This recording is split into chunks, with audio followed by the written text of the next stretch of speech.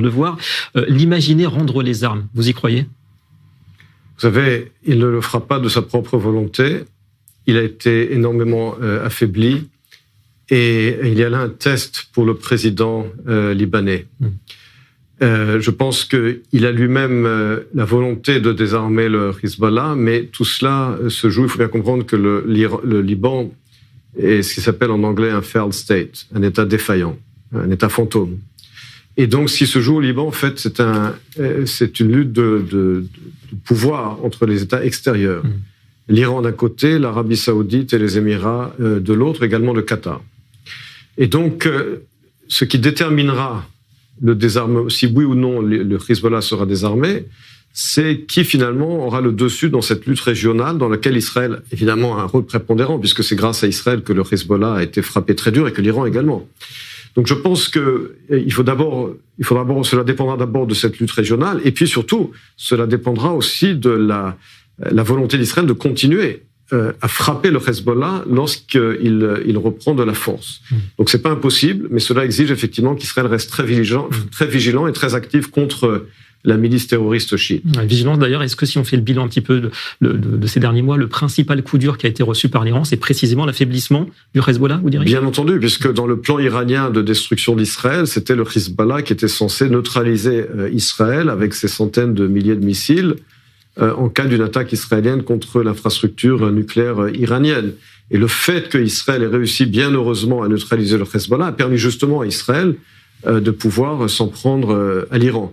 Donc la neutralisation du Hezbollah a été pour Israël un acquis énorme et très important pour pouvoir aller directement ensuite à la tête de la pieuvre, c'est-à-dire à Téhéran. Et d'ailleurs, l'état de l'Iran en ce moment, vous diriez que là on est dans un entre-deux, on essaye de récupérer des coups, de se reconstruire, on prépare déjà peut-être le deuxième round à Téhéran. C'est un petit peu le message d'ailleurs aujourd'hui des gardiens de la révolution. Et c'est également le message de Donald Trump, je vous rappelle, je crois que c'était en début de semaine, où il a dit lui-même si jamais le régime des Mollahs reconstitue ou essaie de reconstituer son programme nucléaire, nous le frapperons encore plus fort.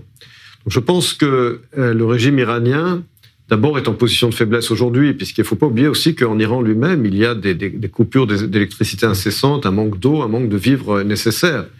Donc le régime sait qu'il est en danger, et puis il sait très bien qu'il est sous l'observation très étroite d'Israël et des États-Unis, qui ne peut pas aujourd'hui prendre le risque, en gros, de reconstituer son programme militaire nucléaire sans s'attirer une représaille israélienne et américaine, alors même qu'aujourd'hui Israël et les États-Unis contrôlent finalement l'espace aérien iranien. Ouais. Un petit mot aussi sur le reste de la région, parce qu'on voit que les Houthis yéménites menacent aujourd'hui l'Arabie saoudite et les Émirats arabes unis. Est-ce que vous pensez qu'on se rapproche d'une alliance de plus en plus claire, et même officielle, un bloc Israël, les monarchies sunnites, avec des contreparties diplomatiques pour Israël ? Parce que c'est un petit peu l'enjeu aussi du côté de Jérusalem. D'abord, cette alliance, elle existe de facto.